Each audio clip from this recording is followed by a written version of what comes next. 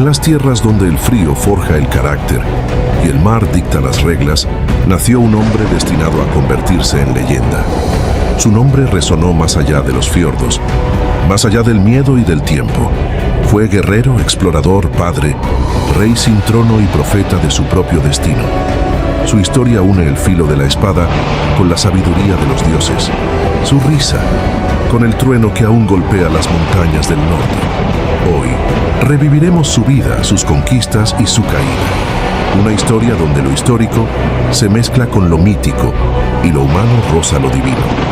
Este es el viaje de Ragnar Lodbrok, el hombre que desafió a reyes, que soñó con nuevos horizontes y que incluso en la muerte se negó a callar.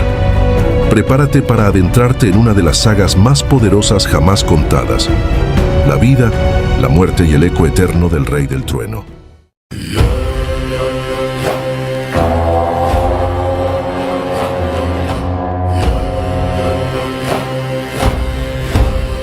En los días en que el mundo aún olía a hierro y sal, cuando el mar se confundía con las nubes y los dioses hablaban a través del trueno, nació un niño llamado Ragnar, hijo de una tierra que no conocía el descanso. El invierno había sido largo. Las montañas de Noruega estaban cubiertas por un manto blanco que parecía no tener fin. Los hombres del norte esperaban el regreso del sol, como quien espera a un dios extraviado. En un pequeño asentamiento junto al fiordo de Kattegat, un trueno partió el cielo al mismo tiempo que el niño abrió los ojos. Las ancianas dijeron que aquello era señal.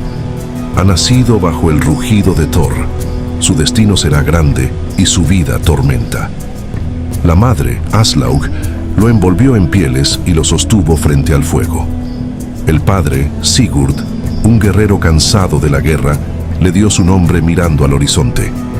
No sabía entonces que aquel hijo sería recordado por siglos, cantado por escaldos y temido por reyes. Los primeros años de Ragnar fueron una lucha entre el frío y la curiosidad. Desde niño mostró una fuerza inusual. No temía a los truenos ni al mar. Cuando otros se refugiaban del viento, él corría hacia los acantilados para ver cómo las olas golpeaban las rocas. Los ancianos lo observaban en silencio. Decían que en sus ojos había algo más que fuego humano, que en ellos se reflejaba la mirada del cuervo de Odín. Las historias cuentan que una noche, mientras dormía, un cuervo se posó sobre su pecho y le dejó una pluma negra. Al despertar, Ragnar la tomó y la guardó para siempre. Desde entonces, el cuervo fue su símbolo y su destino. A medida que crecía, el joven Ragnar escuchaba las sagas contadas en el salón principal. Aprendió sobre los dioses y las hazañas de los héroes antiguos. Su imaginación se llenó de nombres sagrados: Odín, el sabio de un solo ojo; Thor, el guardián del trueno; Freyja, la que elegía a los muertos. Pero lo que más le fascinaba era la idea del destino. Weird, la red que las nornas tejen para cada alma. Si todo está escrito, preguntaba, ¿por qué luchar? El anciano le respondió, porque el hilo que brilla no es el que se evita, sino el que arde. En la adolescencia, Ragnar fue instruido en el arte de la guerra. Aprendió a manejar la lanza, el hacha y el escudo. Pero también fue un pensador. Pasaba horas observando el vuelo de las aves, tratando de entender los mensajes del cielo. Cuando cumplió 16 inviernos, su padre lo llevó a su primera expedición. Navegaron hacia las costas de Frisia para comerciar, aunque el comercio del norte siempre terminaba teñido de rojo. Durante aquella travesía, Ragnar vio por primera vez la furia del mar. Las olas parecían montañas vivas y los truenos hacían temblar los remos. Pero el joven no se acobardó. Cuando un rayo cayó sobre el agua, levantó el rostro y gritó: «Hazme tu hijo, Thor. Si he de morir, que sea peleando contra tus relámpagos». La tormenta cedió, y los hombres juraron que el trueno respondió con un eco que sonó como una risa. Desde aquel día, nadie volvió a dudar del destino del muchacho. Al regresar, encontró su aldea cambiada. Su madre, Aslaug, hablaba cada vez más con las videntes. Decían que su hijo estaba marcado por una profecía. El cuervo lo guiará hacia la gloria, pero también hacia la caída. Ragnar no temió la advertencia. la adoptó como lema. ¿Caeré?, preguntó una vez. Sí, le respondió la vidente, pero caerás tan alto que el mundo entero oirá el golpe. Con el tiempo, la fama de Ragnar creció. Sus incursiones se extendieron a las islas británicas y a las costas de Francia. Donde desembarcaba, el fuego lo seguía. No era solo su fuerza lo que inspiraba, sino su visión. Ragnar no veía las guerras como saqueos, sino como pasos hacia un destino mayor. Mientras sus hombres celebraban las victorias, él observaba el mar en silencio, imaginando un mundo más grande que cualquier mapa. El mar no termina donde creemos, solía decir. Solo espera a quien se atreve a continuar. Su liderazgo no nacía del miedo, sino del ejemplo. Compartía el botín con justicia, escuchaba a sus hombres, respetaba a los débiles. Era duro, pero justo. Feroz, pero leal. En las noches de invierno, reunía a su tripulación junto al fuego y hablaba de los dioses como si fueran viejos amigos. Odín no nos mira desde arriba, decía. Camina entre nosotros disfrazado de anciano para ver si merecemos el Valhalla. En esas noches nació la leyenda. Los escaldos comenzaron a cantar su nombre en las aldeas. Los niños jugaban a ser Ragnar. Las mujeres lo invocaban en sus plegarias por protección. Pero también crecían los enemigos. Los reyes sajones, los francos y los irlandeses se unieron para detener a la tormenta del norte. Ragnar, sin embargo, veía en cada batalla una ofrenda a los dioses. Cuando un monje capturado le preguntó por qué luchaba, respondió: porque cada golpe de mi espada escribe mi historia, y prefiero escribirla yo antes de que lo haga otro. La fama trajo consigo el peso de la profecía. Una noche, durante un banquete, una anciana vidente se le acercó. Tenía los ojos nublados y las manos cubiertas de símbolos grabados con cuchillo. Te he visto en mis sueños, le dijo. Te he visto caer entre serpientes, pero reír mientras mueres. Ragnar sonrió. Entonces moriré como nací, entre truenos y risas. Así se selló el destino que habría de llevarlo a la gloria y a la muerte. Pero antes de eso, su vida se llenaría de conquistas, hijos y traiciones, de amores y de reinos que nacerían de su sangre. Porque Ragnar Lodbrok no fue solo un hombre. Fue un puente entre los dioses y los hombres, entre la fe antigua y el nuevo mundo que despertaba. A su alrededor, el norte cambiaba. Las aldeas se convertían en reinos, los templos de madera se transformaban en iglesias de piedra. El tiempo avanzaba, pero el espíritu del trueno aún retumbaba en el corazón de Ragnar. Los dioses parecían seguirlo. En cada amanecer, un cuervo lo acompañaba desde el cielo. Sus hombres comenzaron a llamarlo Sigurdsson, hijo del trueno y del cuervo, y él aceptó el título con orgullo, sabiendo que algún día esos mismos dioses reclamarían lo que le habían prestado: su fuerza, su coraje, su vida.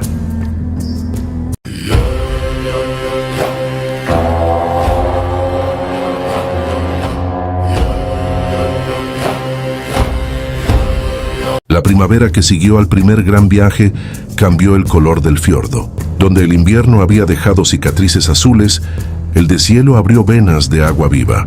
Ragnar caminaba a la orilla como quien mide un destino. No buscaba gloria inmediata. Buscaba un rumbo que no estuviera en ningún mapa. Convocó a los artesanos del astillero.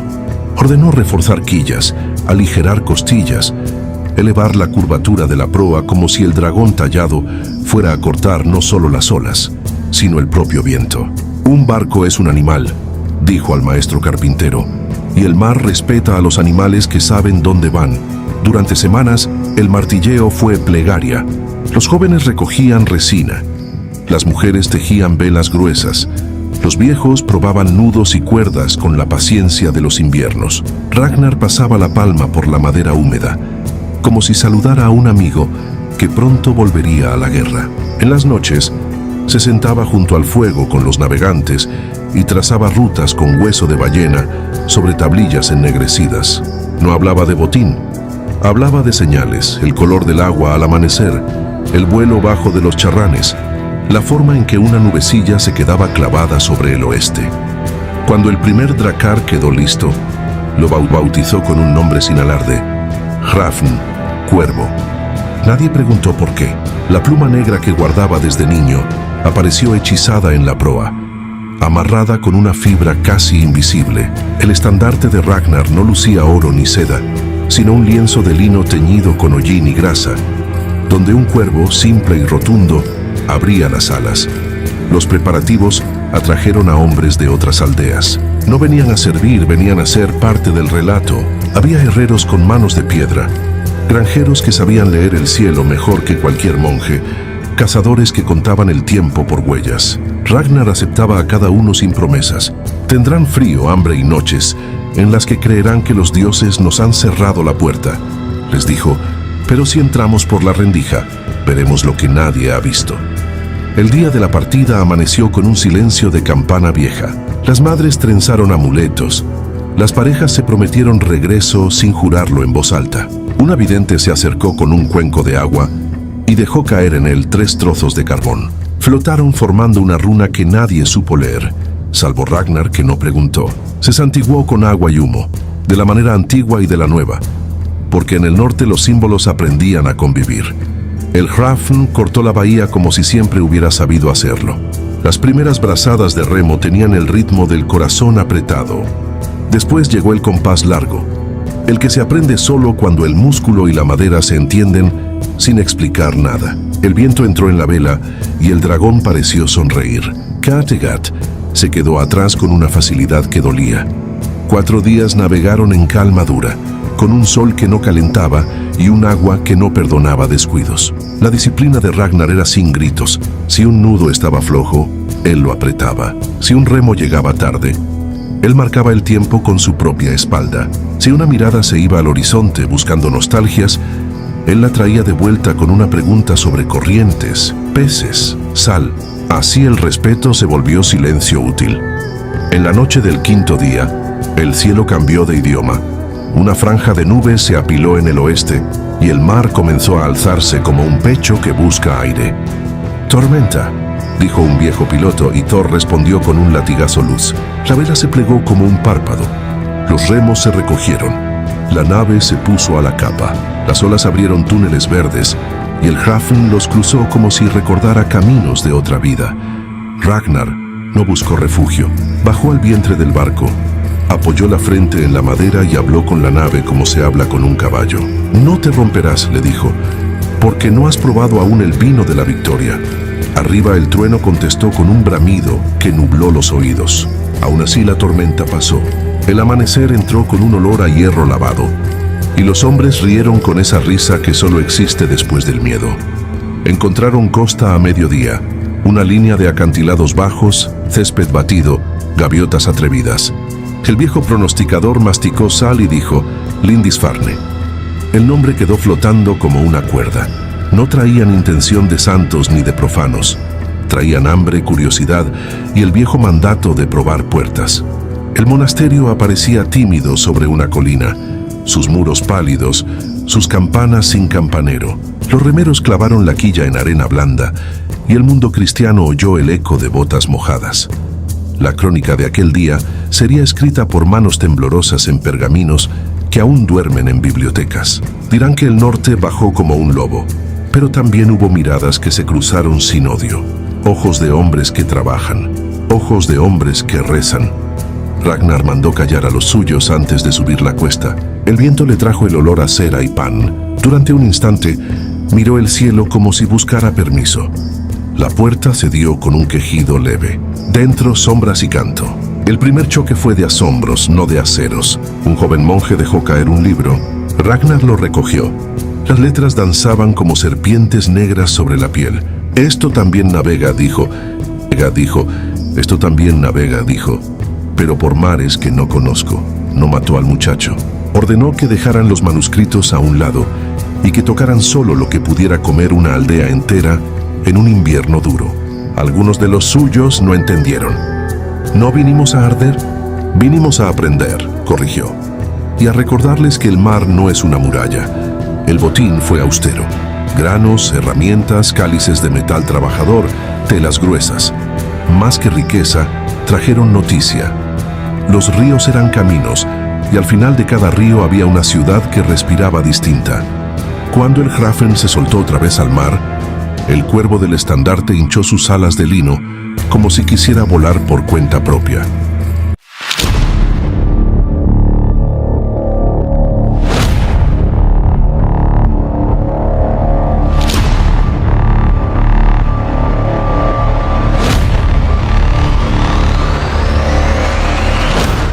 Las incursiones que siguieron no fueron copia de la primera. Ragnar evitó la repetición como se evita la enfermedad. Un día trataba con campesinos a cambio de sal. Otro entraba como cuchillo en un puerto dormido. Al siguiente, negociaba paso por un río estrecho ofreciendo protección contra bandoleros que vestían peor que los suyos. Así su nombre dejó de significar solo miedo. Se volvió también garantía. Los que sabían mirar entendieron que aquel jefe no quemaba por placer, encendía para iluminar rutas. La reputación creció en ambos lados del mar. En casa los niños ensayaban cuervos con carbón.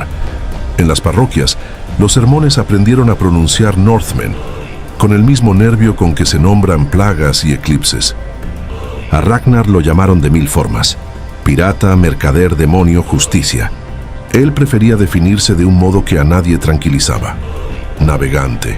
En las largas noches de regreso, la tripulación pedía historias. Ragnar no recitaba conquistas, recitaba estrellas. Les enseñó a medir el cielo con el puño, a contar el pulso de las olas, a distinguir en la oscuridad el brillo verde del plancton como senda de espíritus. Odin no se aparece solo en sueños, decía, también en el espejo del agua cuando uno aprende a mirarlo. Un verano, las mareas le trajeron un desafío distinto. Llegaron mensajeros de jefes rivales con ofertas y trampas envueltas en la misma bolsa. Querían su barco, su bandera, su obediencia o su cabeza. Ragnar reunió al clan en el claro donde el bosque abre los hombros. No gritó. Explicó con calma que el norte entraba en otra edad. Menos aldeas sueltas, más reinos y leyes que venían del sur con cruces y sellos. Si no elegimos nuestra forma, dijo, otros nos darán una. El Thing escuchó. Hablaron pescadores, tejedoras, guerreros, ancianos de barba que parecía musgo. Ganó la sensatez. No escogerían un señor foráneo ni una guerra sin techo. Elegirían mar.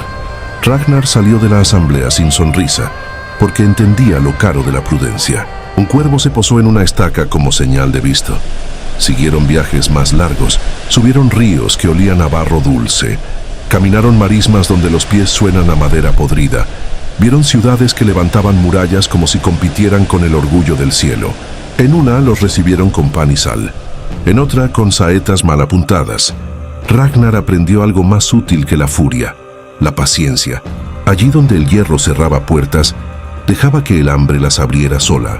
Allí donde la codicia dividía al enemigo, ofrecía trato. Y cuando la traición se asomaba como un perro flaco, la cortaba de raíz para que sirviera de memoria.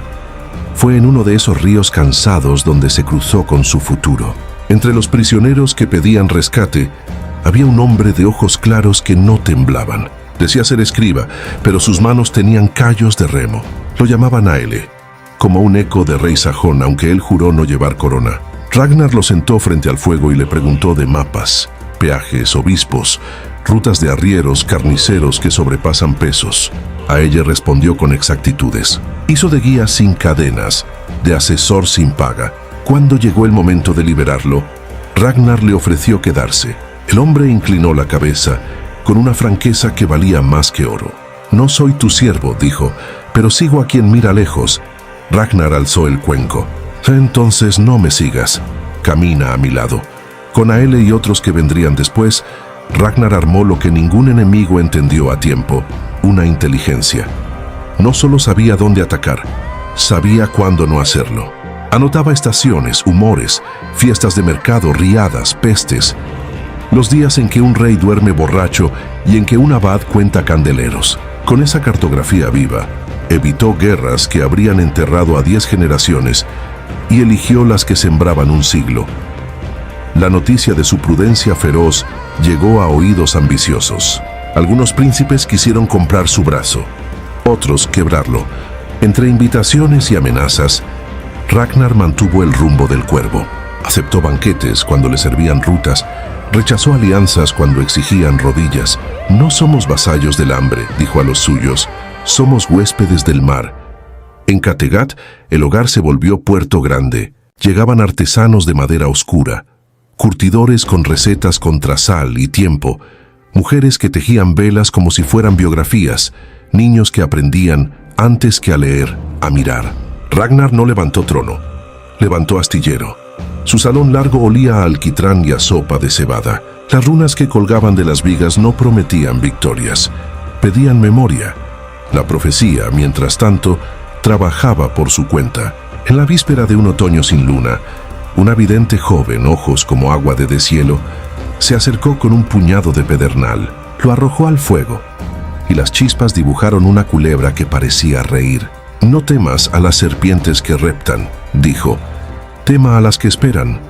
Ragnar asintió con el respeto que se da a la lluvia, sin pleito ni servilismo. Hubo años de abundancia que los cronicones pasan por alto porque no tienen sangre que contar. Años de trigo alto, de pesca suave, de inviernos justos. Años en que Ragnar se permitió mirar jugar a sus hijos en la playa, como cualquier hombre que no cree quedarse en los libros. Les enseñó a atar redes y a desatar orgullos, a pedir perdón y a no pedir permiso al miedo. Si la historia fuera solo justicia, habría terminado allí. Pero la historia, como el mar, cree en el cambio. Y el cambio llega casi siempre con una invitación. Fue un emisario de tierras francas quien lo tentó con la promesa de un río ancho que llevaba a una garganta amurallada con más oro del que un clan podría gastar en 10 generaciones. París no tenía aún la estatura de leyenda que luciría más tarde, pero ya sabía comportarse como ciudad que se cree destino. Ragnar escuchó la oferta con el gesto de los leñadores que oyen hablar del bosque, sin miedo, sin prisas. Agradeció el mapa torpe, la bolsa pesada, la sonrisa envenenada. Las puertas grandes se abren por dentro, pensó, y a veces solo les falta lluvia. Decidió ir, no para demostrar ferocidad, sino para medir mundos. El Hrafn ya tenía hermanos, una flotilla con proas de dragón y ojos pintados para engañar tormentas. Partieron a finales de verano, cuando el mar se finge dócil y los vientos juegan a escondidas. Los ríos del continente no se parecen al fiordo, huelen a hombre. Llevan harina, rezos, sudor, monedas, rumores. Llevan también miedo, ese metal fino que suena antes que las campanas. Ragnar bajó con velas recogidas y remos largos, probando orillas, comprando silencio con sal y cuchillos. Donde una aldea se acercaba con pan, ellos dejaban hierro para los arados. Donde salían con palos, entraban con respeto y casco. Así avanzaron como la marea que no se discute. Vieron por fin la garganta de piedra, puentes como costillas, torres como dedos levantados contra el cielo, barcazas dormidas, estandartes de colores y un rumor que parecía de abejas. París respiraba. Saelle, que conocía de nombres sino de coronas, murmuró fechas y santos. Ragnar midió corrientes, vientos, rutinas, el aburrimiento de los guardias, el rencor de los mercaderes, el cansancio de los barqueros. Cuando habló, lo hizo como quien dicta una receta humilde. Esperaremos lluvia. Llovió. 3 días sin cielo. El río subió el tono y las defensas bajaron la guardia. Los que apuestan a muros no confían en el agua. La flotilla de proas afiladas entró como un recuerdo mal curado. No hubo heroísmo ruidoso, hubo precisión. Cortar amarras, atorar puertas, anegar patios, encender en el sitio exacto donde el viento ayuda y no traiciona. Cuando los defensores reaccionaron tarde. Lo que siguió lo contarán otros con más ruido.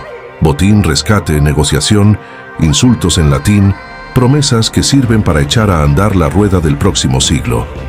Ragnar no se emborrachó con el triunfo. Caminó una azotea mojada y miró el río como se mira la infancia. Esto no es el fin, dijo a Ele, es una carta de navegación. Aquella campaña le dio oro, sí, pero le dio sobre todo medida, de ciudades, de ríos, de hombres y de sí mismo. Supo que podía entrar y salir de los lugares donde el mundo cree que se detiene. Supo también que los dioses cobran a su tiempo. Cuando regresó a Kattegat, el Thing lo recibió con un murmullo que no era solo orgullo, era inquietud. Demasiado ruido llama a demasiados vientos. Ragnar vio la preocupación y la atendió con un gesto antiguo. Partió el botín con generosidad que rozaba la imprudencia. La riqueza se volvió techo nuevo, redes mejores, ganado más sano. Los enemigos llamaron a aquello compra. Los suyos lo llamaron casa. Esa misma noche, mientras el salón olía a madera mojada y asado lento, una mariposa rara, por la estación, entró y dio 3 vueltas sobre el fuego antes de desaparecer en el techo ahumado. Un viejo que nunca hablaba dijo: «Cuando los insectos confunden la estación, las estaciones confunden a los hombres». Nadie rió. Pasaron lunas. La fama ya no entraba por el mar, sino por la boca de los viajeros. Traía ojos, espías, embajadores, cortesanos con ropa que aburre. Traía propuestas y trampas. Traía, sobre todo, historias. Unas verdaderas, otras listas para hacerlo. En todas, Ragnar era protagonista, incluso en las que no había estado. Ese es el precio de convertirse en mito antes de tiempo. Los otros empiezan a escribirte. Ragnar lo intuyó y endureció el hábito que había sido su secreto: escuchar. A los suyos primero, a los extraños después. Al viento siempre. Dormía poco, miraba mucho. En el borde de la playa, dejaba que el agua le mojara los tobillos como si quisiera recordar de qué estaba hecho. A veces, el cuervo verdadero se posaba cerca y giraba la cabeza con un gesto que parecía pregunta. «Aún no», le decía Ragnar. «Pronto». «No», le decía Ragnar. «Pronto».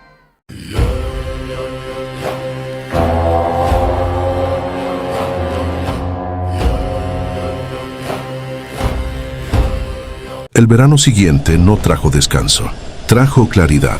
Después de París, el mundo parecía un tablero donde las casillas no eran reinos ni abadías, sino corrientes, rutas de granos, ferias, épocas de lluvias, puertas que chirrían al mismo tiempo en riberas distintas. Ragnar lo entendió. Gobernar no era sentarse, era leer. Empezó a ordenar lo que otros llamarían fortuna, como quien organiza un granero. Tuvo en cuenta el hambre del invierno y la sed de la siembra. Reparó muelles, levantó almacenes de madera en la ladera viva, mandó cavar fosas contra incendios junto a cada casa. Obligó a que cada barco dejara una parte de sal, otra de hierro y otra de cuero, para quien no tuviera con qué pasar el frío. «No hay clan fuerte con hambre dentro», dijo. Lejos, esa generosidad parecía debilidad. Cerca, era disciplina. Si un hombre tomaba más de lo que debía, el Thing lo llamaba por su nombre y él devolvía sin necesidad de látigo. Si una familia perdía a su pescador, 2 remos más giraban por ella en la siguiente salida. No era piedad, era ingeniería. Ragnar estaba construyendo una resistencia que no se medía en gritos, sino en inviernos sobrevividos. En esa calma aparente llegaron alianzas. Un charl de la costa oriental envió un barco con madera rara y un mensaje: «Compartamos rutas». Un jefe de las islas prometió remeros y cueros y Kattegat aseguraba el paso del estrecho en otoño.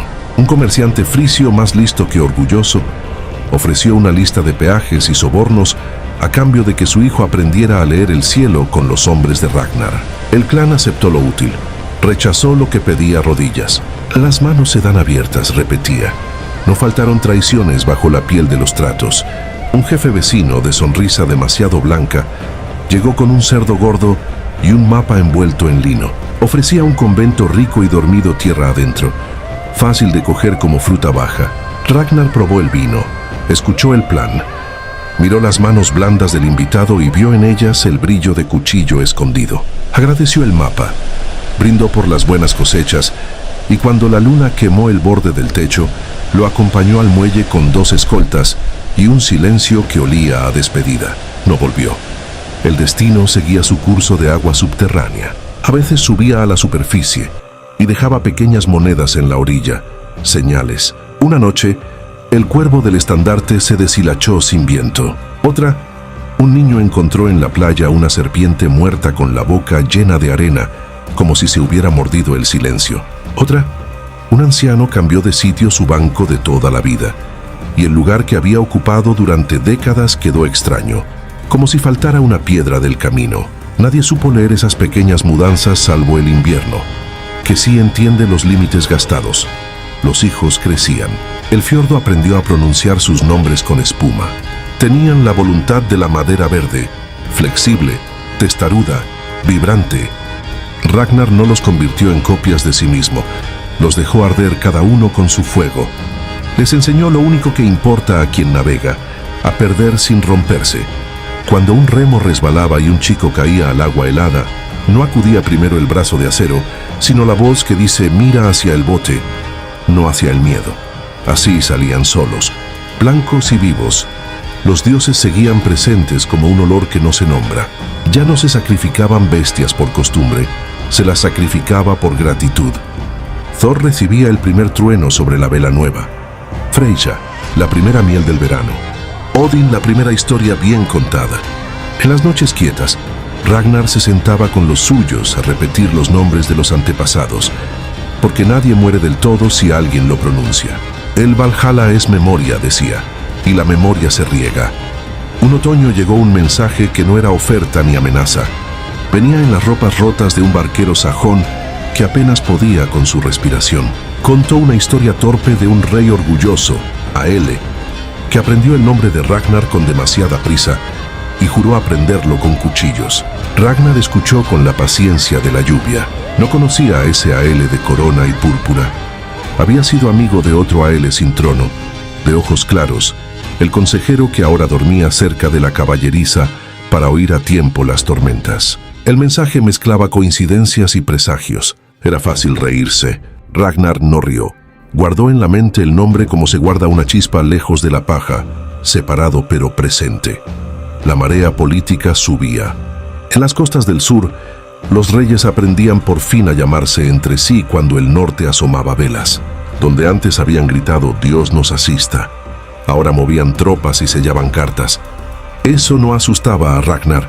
La torpeza organizada asusta menos que el pánico con espada. Lo peligroso era otra cosa, la costumbre. Los puertos empezaban a reconocer su estandarte. Las campanas comenzaban a sonar antes de tiempo. Los arqueros a cerrar filas con la confianza del que ya se ha enfrentado a un fantasma y ha visto que sangra. Ragnar cambió entonces su manera de entrar al mundo. Menos rugido, más sombra. Allí donde todos esperaban fuego, entró con compra. Donde aguardaban compra, entró con silencio. Donde esperaban silencio, cantó. La sorpresa volvió a ser su aliada. No se puede luchar contra un viento que nadie sabe de dónde sopla. Conquistó ríos nuevos. El olor cambió. Menos yodo, más barro, más flores rotas, más hombres. Aprendió los nombres de peces que no conocían el mar, de plantas que curaban quemaduras de cuerda, de insectos que anuncian lluvia con horas de ventaja. En esos detalles se ganan 100 leguas.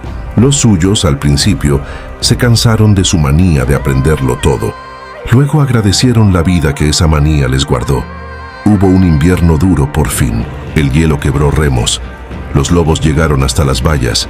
La sal escaseó como si los dioses hubieran cerrado un puño. Ragnar no pidió ofrendas, pidió organización. Dividió almacenes, rotó guardias, mandó a los fuertes a cortar leña y a los viejos a enseñar nudos a los niños. Una aldea entera se salvó porque una mujer recordó que la harina dura menos si se amasa con nieve. Al terminar ese invierno, nadie cantó victoria. Se encendió un fuego, se comió pan sin prisa, se miró al mar con respeto. Esto también es batalla, dijo. La noticia del invierno llegó más lejos que cualquier saqueo. Mercaderes del sur empezaron a confiar en Kattegat como lugar donde las tormentas se vencen con hábito y no con milagros. Empezaron a traer pedidos y a llevar historias de disciplina. Junto con ellos llegaron otros que huelen la grasa del éxito. Aduladores, chismosos, contadores de cuentos que cambian nombres para vender mejor. Ragnar endureció su filtro. No dejó de oír, pero dejó entrar poco. Una noche de niebla, mientras el fiordo parecía un animal que duerme, se escuchó el batir de alas real. Un cuervo bajó hasta el poste del estandarte y dejó caer una segunda pluma a los pies de Ragnar. La primera la había recibido de niño. La segunda cayó cuando ya era historia. Nadie supo qué significaba. Él tampoco al momento. Más tarde, la guardó junto a la otra, con la delicadeza con que se guardan dientes de un hijo. Algo se completaba o se cerraba. Se anunció una nueva campaña, pero no hacia ciudades de nombre grande, hacia el interior, por ríos con cartílagos de piedra, hacia poblados que imaginaban que el mundo terminaba en su molino. «Allí no hay oro», protestó un joven de hombros anchos. «Hay tiempo», corrigió Ragnar, «el tiempo que se gana cuando los caminos cortos se hacen nuestros, cuando el hambre nos debe favores, cuando la lluvia nos toma por conocidos». Entraron en un valle que olía a manzana y a herrumbre. Un puente de troncos mal unidos tembló con el primer paso. Del otro lado, hombres con palos, una docena de arcos, 2 perros, un cura con miedo y costumbre. Ragnar bajó sin casco. Habló de sal y de lobo, de trigo y de invierno. Explicó que trae un aliado cuando no trae ruido. Trae llegada a los médicos del estuario. Trae madera sin gusano por 3 estaciones. Trae justicia rápida cuando un forastero roba pan. Los hombres con palos hicieron cuentas viejas y dieron un sí que aún no sabían pronunciar. Esa tarde, el puente dejó de temblar. No todas las puertas se abrieron con voz. Un jefe del valle vecino respondió con flechas mal afiladas y orgullo gastado. Ragnar le devolvió respeto con eficacia, cortó acceso a la sal, dejó que el hambre enseñara prudencia, ofreció trato sin humillación. Tardó 3 lunas, no 3 horas. Ganó un río entero, no un botín de 2 días. Quien piensa siglo vence al que piensa noche. Crecía a la vez el murmullo sagrado. Los nuevos curas que subían desde el sur hablaban del Dios único con voz llena. Los viejos custodios de los templos de madera hablaban de Thor con la voz cansada de quien explica lo obvio a quien ya no escucha. Ragnar no confundió su lealtad. No cambió de dioses por conveniencia, ni los hizo guerra por orgullo.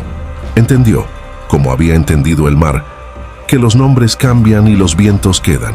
A cada cual le exigió el mismo tributo, honor. Fue entonces cuando la profecía dejó de ser un susurro y se hizo rostro. Vino con las manos vacías y la mirada clara, como todas las cosas que pesan. Una mujer de otro fiordo, alta, sin adornos, llegó al fin cuando el sol ya no calentaba. No pidió permiso para hablar. «He soñado 3 veces con tu fin», dijo mirando a Ragnar sin miedo. «Te reirás en la casa de serpientes». Hubo un movimiento de cuerpos, ese pensamiento común que se sienta cuando la palabra se parece a la verdad. Ragnar no negó ni admitió. «Todos los hombres mueren», respondió. «Pocos mueren siendo ellos». Después de esas palabras, el mundo se estrechó un punto. No fue miedo.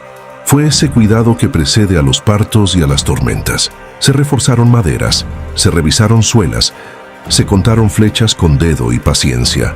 Ragnar empezó a despedirse de cosas pequeñas, de una piedra donde solía sentarse a mirar partir a los niños al agua, de un nudo que había aprendido de su padre, del olor a alquitrán al caer, del olor a alquitrán al caer. La tarde. No era tristeza, era orden. Quien tiene la casa ordenada sale mejor a cualquier viaje.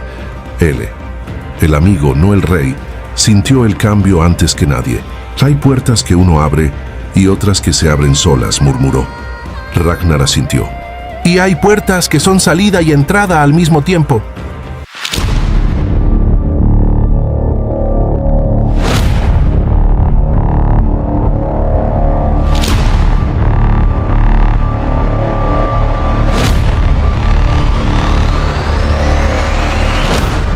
Llegaron cartas de más al sur, con sellos y cintas. Prometían rescates por no atacar, castigos por hacerlo, alianzas blandas con cláusulas duras. Ragnar aceptó una, rechazó 3, guardó 2 para cuando el invierno las convirtiera en otra cosa. Los estandartes ajenos ondeaban cada vez más cerca del mar de casa. Los niños comenzaron a reconocer crestas como si fueran pájaros, la cruz roja, el león torcido, la rueda de rayos. Ragnar decidió algo que parecía pequeño y fue grande: volver a empezar. No una campaña, sino un camino. Subiría por ríos que no salían en pergaminos. Hablaría con gentes que no tenían rey. Dormiría en casas sin esquina y preguntaría por estaciones, por panes, por muertes antiguas. Quería trazar un mapa que fuese humano, no político. Esos mapas no se conquistan, se heredan. La víspera de la partida, el fiordo estaba liso como un pensamiento terminado. Ragnar repasó con la mano las 2 plumas guardadas. La primera era infancia. La segunda, medida. Lo que faltaba ya no cabía en el cuero. Cabía en la risa.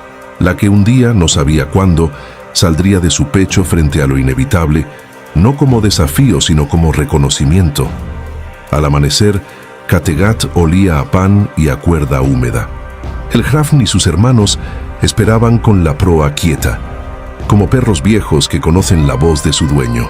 Ragnar subió sin ceremonia como se entra en la casa. Miró a los suyos como quien cuenta no cabezas, sino inviernos compartidos. Alzó la mano no para despedir, sino para saludar al mar que vuelve. Y partieron, no hacia un nombre, sino hacia un rumor. Por delante, alianzas nuevas, traiciones con máscara pulida, ríos que piden paciencia, ciudades que huelen a trigo y a miedo, un rey orgulloso con un nombre que ya les era familiar, y una casa donde las serpientes guardan silencio mucho antes de morder. El cuervo dio una vuelta amplia sobre la vela y se perdió en la claridad. El trueno lejos sonó como una risa antigua, y Ragnar sin hablar sonrió, rió.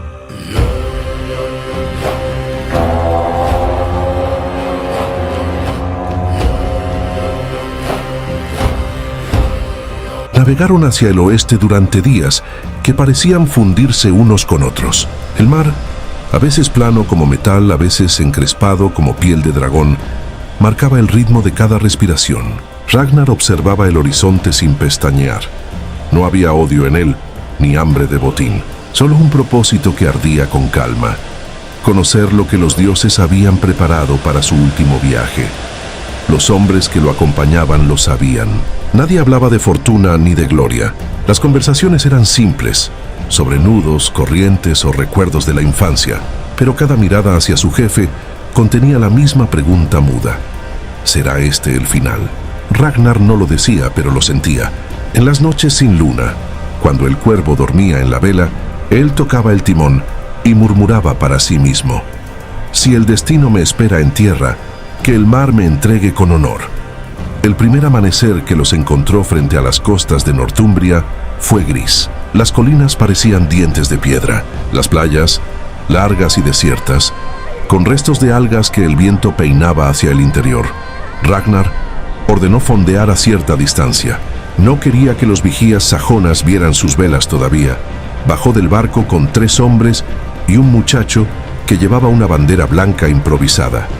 Hoy no venimos como lobos, dijo. Venimos como mensajeros. En la orilla los esperaban soldados con lanzas y curiosidad. Nadie sabía qué esperar del famoso Ragnar. Llevadme ante vuestro rey, pidió sin alzar la voz. Los guardias, después de dudar, accedieron. El camino hacia la fortaleza de Aele fue lento. A ambos lados del sendero, aldeanos miraban con temor a aquel hombre de barba clara y ojos tan tranquilos que daban miedo. Algunos murmuraban oraciones, otros solo observaban en silencio. Ragnar caminaba con paso firme, como si conociera el camino desde antes de nacer. Cuando entró en el salón del rey, los cuernos dejaron de sonar. Aele lo esperaba sentado en un trono de madera tallada, rodeado de consejeros y hombres armados. Así que tú eres el Ragnar del que todos hablan, dijo el rey con tono de desprecio. Ragnar asintió. Y tú eres el Aele de quien los cuervos no dejan de hablar. El murmullo recorrió la sala. El rey se inclinó hacia adelante. ¿Has venido a pedirme clemencia, vikingo? He venido a ver si los dioses tenían razón, respondió Ragnar. El rey frunció el ceño. ¿Qué razón? Que mi muerte será mi victoria. Aele rió, pero sus consejeros no. Ragnar pidió permiso para hablar antes de su juicio. Durante años he navegado mares que tus mapas no sueñan. He visto hombres valientes y cobardes, reinos naciendo y muriendo. He aprendido que la gloria no está en sobrevivir, sino en no temer al final.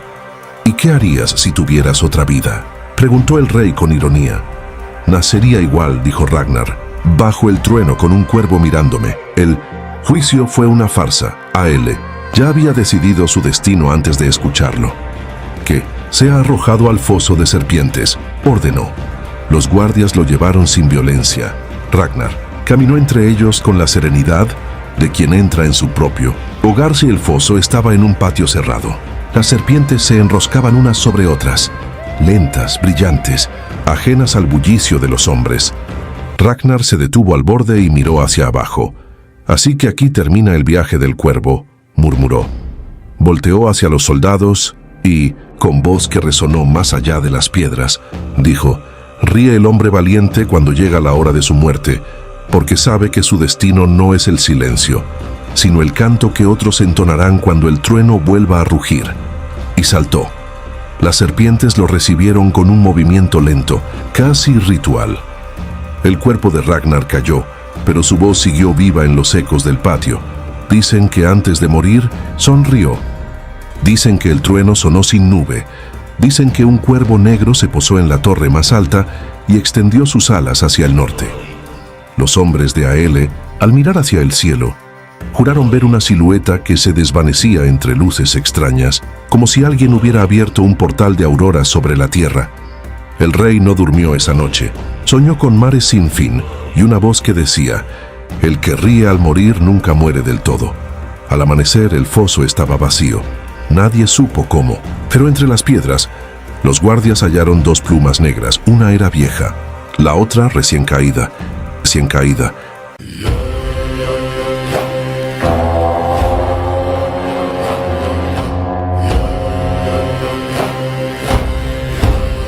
El día que el trueno retumbó sin nube, los pueblos del norte supieron que algo había cambiado. El mar olía distinto y los cuervos volaban más bajo. En Kattegat un mensajero llegó empapado con la voz rota por la distancia.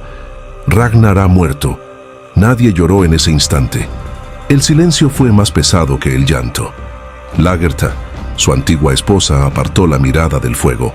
Los hijos, aún dispersos, sintieron el golpe en distintos rincones del mundo. Bjorn en el mar Báltico, Ivar en las tierras del este, Uve en los puertos del sur. Ninguno necesitó confirmación. El trueno bastaba. Esa noche el cielo se tiñó de verde y violeta. Las auroras bailaron como antorchas sobre un funeral invisible. Los ancianos decían que los dioses habían abierto las puertas del Valhalla. Los niños decían que el cuervo de Ragnar volaba más rápido que el viento. Los hijos se reunieron semanas después. El salón de Kattegat estaba lleno de rostros cansados. Las velas goteaban lentamente, como si el tiempo mismo se derritiera. En el centro, sobre una mesa de roble, descansaban las 2 plumas negras. Nadie las había traído. Nadie sabía cómo habían llegado allí. Bjorn, el mayor, tomó una y la colocó sobre su pecho. «Padre no nos enseñó a llorar», dijo. «Nos enseñó a seguir el camino». Ivar, el que no podía caminar sin dolor, apretó los puños. «El camino es venganza». Uve miró el fuego. «El camino es memoria». Y así nació la división entre ellos. El fuego, la razón y la sombra. Pero los 3 sabían que el destino los esperaba. Reunieron barcos, hombres, aliados. El norte entero se levantó, no con odio, sino con la necesidad de restaurar el equilibrio. Un rey mató a un hombre, decían, pero mató también su palabra. El viento soplaba hacia el sur, los Drakkar zarparon. Era la mayor flota que el mundo había visto. Más de 100 velas con el cuervo negro desplegado. El mar parecía inclinarse ante ellos. Cuando los sajones vieron las velas acercarse, el miedo se volvió religión. Las campanas repicaban sin parar. Las aldeas vaciaban sus casas. Los reyes se miraban unos a otros con desesperación. «Vienen los hijos de Ragnar», decían. La invasión fue rápida y calculada. Bjorn, prudente, tomó el flanco del norte. Ivar, brillante y cruel, dirigió el centro. Uve mantuvo las rutas de provisiones y refugio. No había improvisación. Cada golpe de espada tenía detrás la inteligencia de años de viaje. En la primera batalla, los sajones resistieron con valor, pero el mar les fue enemigo. La niebla cubría sus flancos y las corrientes arrastraban sus barcos antes de tiempo. Ragnar había enseñado a sus hijos que el agua puede ser un arma. Ivar fue el primero en romper la línea enemiga. Lo apodaron el deshuesado porque parecía no sentir dolor. Peleaba sin moverse, desde un carro reforzado, con lanzas y gritos que helaban la sangre. Sus ojos azules brillaban como el hielo bajo el sol. «Por Ragnar», gritaba, y el eco de su voz se mezclaba con el rugido del mar. Bjorn, mientras tanto, lideraba con una calma distinta. No buscaba sangre, buscaba orden. Donde Ivar destruía, él reconstruía. Donde Ivar sembraba miedo, él sembraba respeto. Entre ambos, el equilibrio del trueno y el silencio volvía a repetirse. Aele, el rey que había ordenado la muerte de Ragnar, Fue capturado tras semanas de persecución. Lo llevaron ante sus hijos encadenado. Ivar no esperó juicio. Mi padre murió riendo, dijo. Así reirá el mundo cuando vea cómo te devuelvo su destino. Nadie detuvo lo que vino. Después Paele fue castigado con el mismo símbolo que él había usado para infundir terror. La venganza no fue rápida ni ruidosa, fue exacta. Cuando todo terminó, Bjorn ordenó que se cantaran oraciones. No eran cánticos de victoria, sino de reposo. Mi padre no está en el infierno ni en el cielo, dijo, está en el viento. Esa noche, los cuervos sobrevolaron el campamento durante horas. Algunos hombres juraron escuchar risas entre los truenos. Otros dijeron que el río cambió de rumbo durante un instante. El ejército vikingo permaneció en Inglaterra durante años. Fundaron aldeas, tomaron mujeres, criaron hijos que hablarían 2 lenguas. Las rutas de comercio se expandieron, las culturas se mezclaron, las creencias se transformaron. Ragnar había muerto, pero su sueño, un mundo sin fronteras entre los mares, empezaba a existir. Cuando Bjorn envejeció, construyó un templo al borde del mar. En su interior, en lugar de ídolos, colocó 3 objetos: una pluma negra, una piedra de río y una copa de madera vacía. Esto es lo que somos, dijo. Memoria, fuerza y hambre de futuro. Ivar siguió otro camino. Se perdió en los ríos del este, en tierras donde el hielo nunca se derrite del todo. Allí su nombre se mezcló con leyendas eslavas y rusas. Algunos dicen que fundó reinos, otros que desapareció en una tormenta de nieve sin dejar cuerpo. Viajó al oeste, buscando las tierras que su padre había imaginado más allá del horizonte. Y se dice que un día, bajo un sol distinto, encontró una costa nueva, llena de bosques y ríos que olían a miel. Así se cumplió el ciclo. Ragnar había abierto las rutas. Sus hijos las convirtieron en caminos. En los siglos siguientes, los cronistas del sur escribirían sobre ellos con miedo y admiración. Pero entre los pueblos del norte, nadie los llamó bárbaros, los llamaron soñadores. Porque soñar para un vikingo siempre fue el acto más valiente. Más valiente.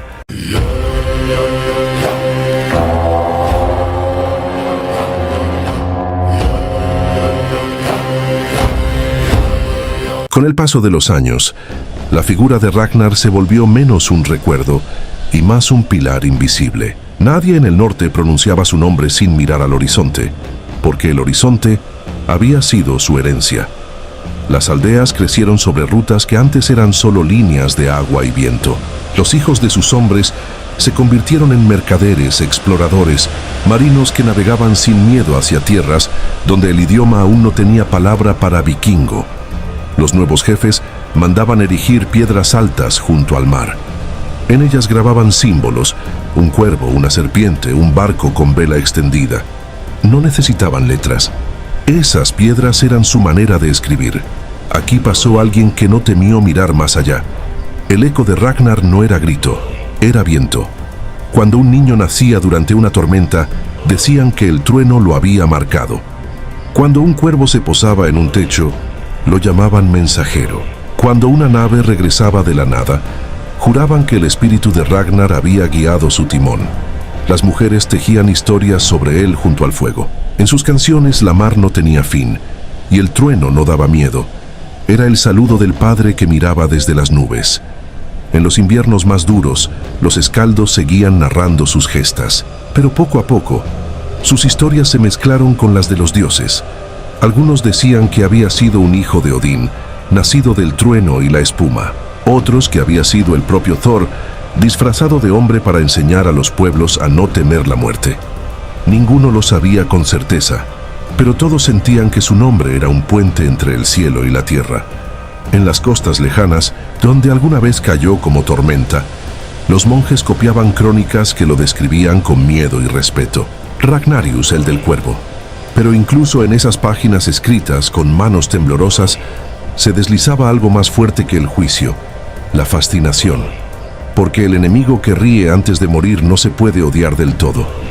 Siglos más tarde, cuando los reinos del norte abrazaron nuevos credos, el nombre de Ragnar siguió viviendo en la lengua del pueblo.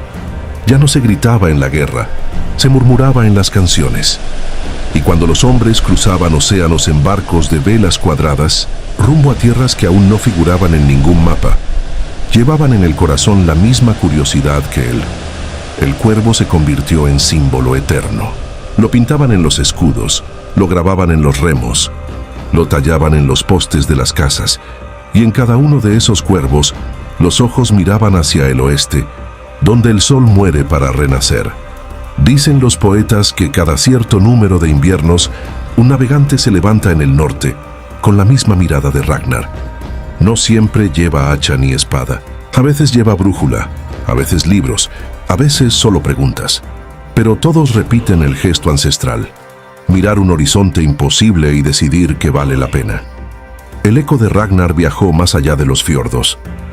En las rutas de comercio hacia Bizancio, los mercenarios varegos llevaban tatuado su nombre en los brazos, como si fuera una oración.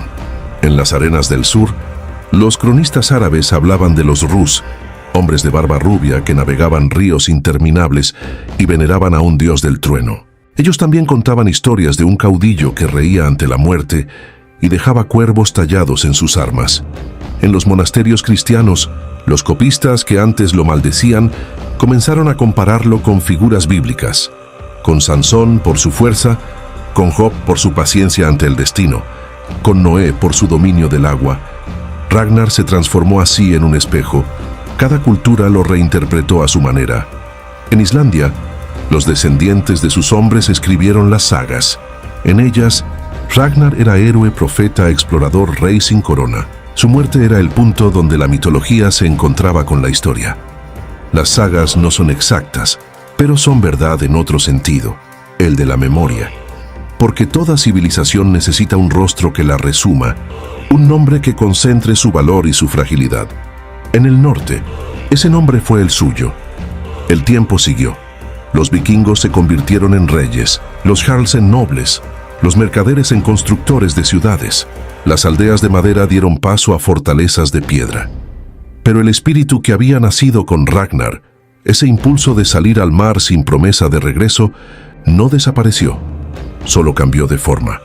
Cuando los noruegos cruzaron Groenlandia y los islandeses avistaron América siglos antes de Colón, muchos afirmaron que un cuervo los había guiado, y en los barcos, entre mapas y brújulas, algunos capitanes guardaban un pequeño colgante con forma de ala negra. Decían que era para que el trueno no me olvide. Incluso cuando las religiones nuevas intentaron borrar los viejos símbolos, el cuervo siguió escondido en las piedras, en los escudos familiares, en los nombres de los pueblos.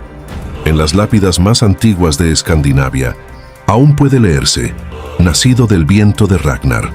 A medida que el norte entraba en la modernidad, su figura dejó de pertenecer solo a la historia. Se convirtió en metáfora. Para los poetas románticos del siglo XIX, fue el espíritu de la libertad. Para los arqueólogos, un testimonio del paso de la mitología al pensamiento histórico. Para los marineros, una plegaria muda antes de partir. Y para los soñadores, el recordatorio de que hay viajes que valen más que cualquier puerto. En la vieja tumba de piedra donde dicen que reposan sus huesos, nadie deja flores, solo pequeñas plumas negras. Los viajeros que llegan allí cuentan que, si se escucha con atención, puede oírse el rumor del mar, aunque esté a muchos kilómetros. A veces el viento se cuela entre las grietas y produce un sonido parecido a una risa. No la risa de la burla, sino la del que entiende que la vida es un viaje, que el fin no existe. Que mientras alguien escuche su historia, el trueno seguirá golpeando las montañas del norte. Y así, Ragnar Lothbrok sigue navegando, no en carne sino en memoria, no en barcos, sino en palabras. Porque los hombres que enseñan a mirar el horizonte nunca mueren, solo cambian de forma cada vez que un cuervo levanta vuelo sobre el mar. Vuelo sobre el mar. El mar del norte nunca olvida, a veces ruge, a veces calla, pero siempre guarda los nombres de aquellos que lo desafiaron. Y entre todos ellos, uno sigue resonando con la fuerza del trueno: Ragnar Lothbrok.